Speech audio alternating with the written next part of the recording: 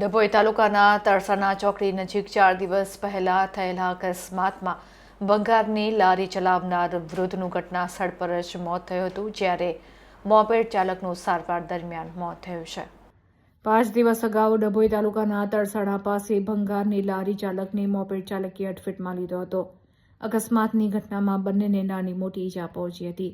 આ બંનેને સારવાર માટે હોસ્પિટલમાં દાખલ કરવામાં આવ્યા હતા, જેમાં ભંગારની લારી ચલાવતા વૃદ્ધનું ઘટના સ્થળ પર જ મોત થયું હતું, જ્યારે ઈજા પામનાર મોપેડ ચાલકને સારવાર માટે સયાજી હોસ્પિટલમાં દાખલ કરવામાં આવ્યો હતો, જ્યાં તેનું પણ સારવાર દરમિયાન મોત થયું હતું।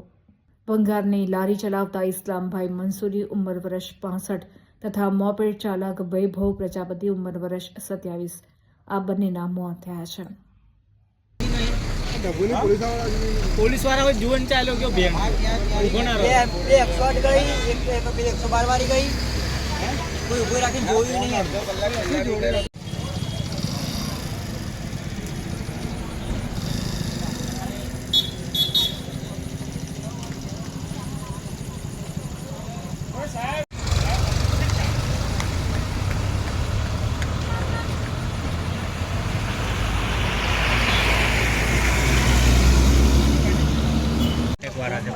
એટલે બધા કોઈ પોલીસ નું